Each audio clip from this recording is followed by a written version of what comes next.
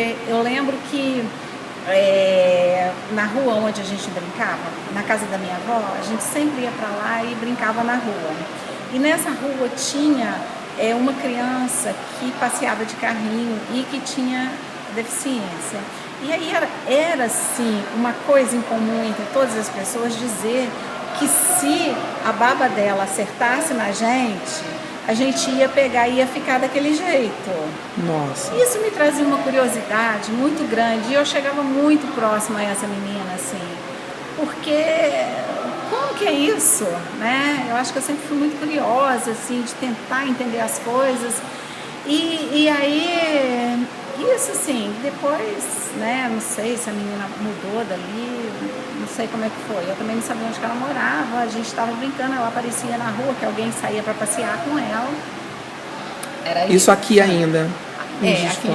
Quando eu vinha para casa da minha avó em Juiz de Fora, né, ela morava aqui, eu não morava, mas a gente vinha muito passear aqui, então, aí tinha, depois de vários anos eu mudei para cá e eu tinha uma colega que a gente brincava sempre juntas e ela tinha que tomar conta do irmãozinho dela que tinha síndrome de Down.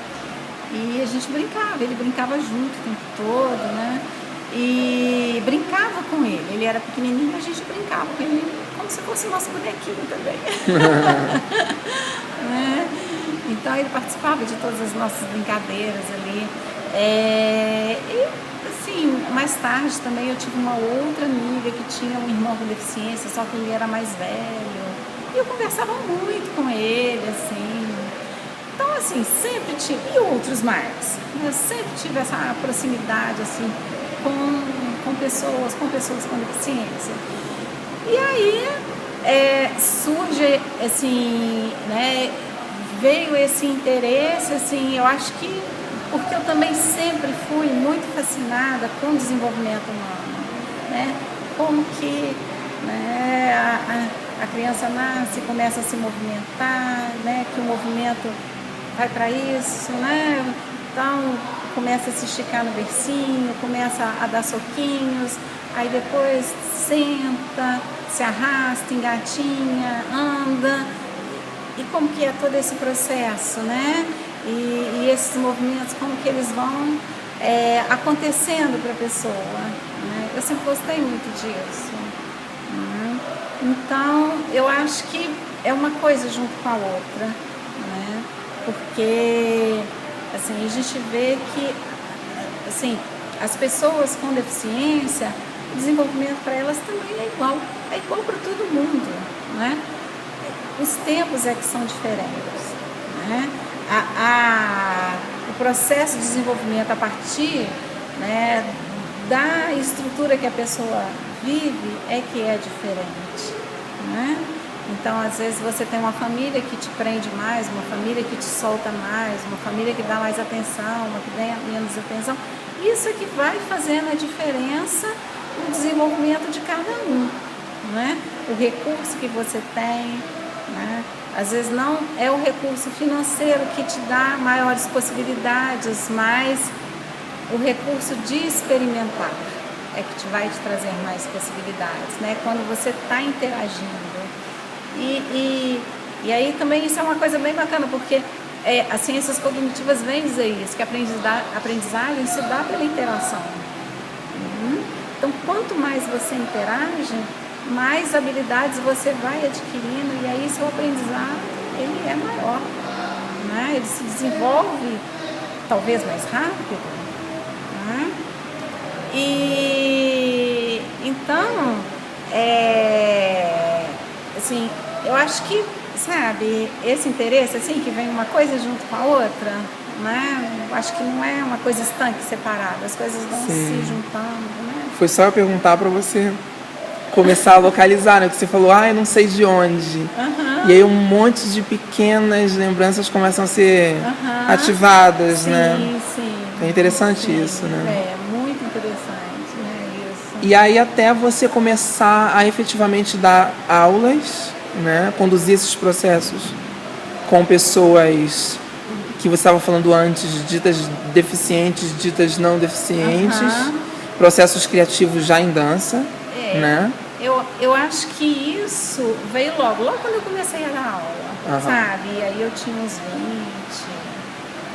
né? Por aí, não é? Uns 20 anos que eu comecei a dar aula, ou talvez um pouquinho antes, né? Então, isso foi acontecendo, né?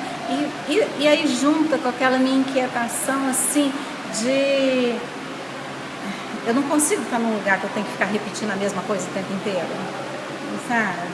Então, isso me incomoda muito. E aí eu achava que isso incomodava os meus alunos também, ficar repetindo a mesma coisa o tempo todo, né?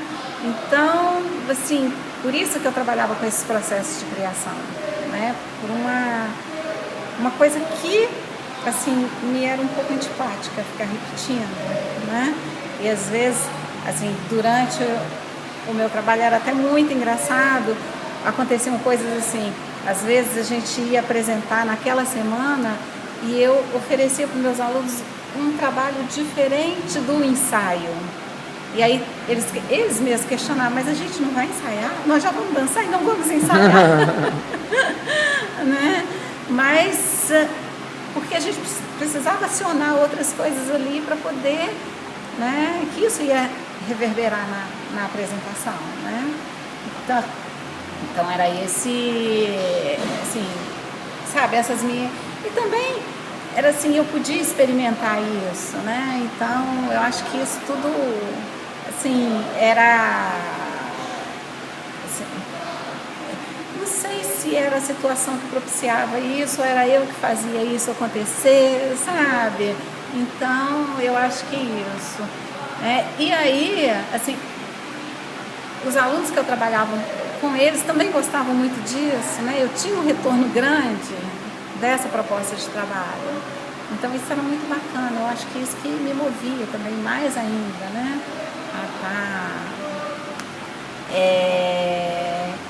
Então, assim, desde cedo eu comecei, assim, desde quando eu comecei a dar aula, eu comecei a pensar dessa forma.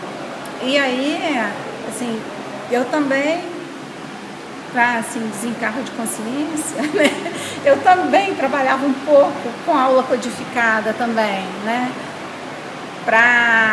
Porque eu também não tinha certeza das coisas, né? Então, assim... Vai que, né? Aí eu estava totalmente errada. Legal. Então, eu precisava, assim, porque isso não era autorizado, né? Autorizado era a codificação. Era um movimento codificado. Esse era o autorizado, né? Então era uma negociação também, né? Era uma negociação. Então tá, eu vou fazer, né, o que eu quero fazer, mas eu também vou ceder aqui nesse... pouco, né? Exato. Tinha essa negociação. E também, assim, eu sempre tive esse olhar para essa negociação, né? Tanto, assim, disso, né? E que era uma coisa que eu estava experimentando também, né? Que eu estava me autorizando a experimentar com os meus alunos e eles também estavam me autorizando, né? Mas não era autorização por completo, talvez, né? Mas isso também foi para a vida inteira, porque quando a gente vai trabalhar, quando a gente pensa, né, nas crianças e nos adolescentes de hoje, que já vem com uma cultura instituída, né, que é aquela cultura local, que por muitas vezes, em termos assim da dança, eles têm a preferência do funk, ou têm a preferência do sertanejo, né? Essa troca, né? Essas concessões, elas são muito importantes, né? Porque você não pode dizer de maneira alguma mesmo que aquilo ali que ele faz é errado, né? Porque não é errado, né? Aquilo é uma cultura instituída na comunidade que ele vive, né? Com a família que ele vive. Então, como que você vai dizer que aquilo não é certo? Né? Então, você tem que saber dialogar, né? E também, assim, não é a questão que é certo ou errado, né? O que a nossa necessidade é de ampliar o conhecimento. E o conhecimento em dança, ele é muito grande, ele é muito amplo, né? Não é uma coisa só. E aí você precisa mostrar que não é uma coisa só, né? Então, Eu acho que é por aí também, né? Essa troca com os alunos, essas concessões que você faz, né? Esse diálogo que você estabelece, né? Entre o que você propõe, entre a sua preferência, entre o que você propõe ensinar e o que ele traz para você, o que ele te apresenta, que é o que ele conhece.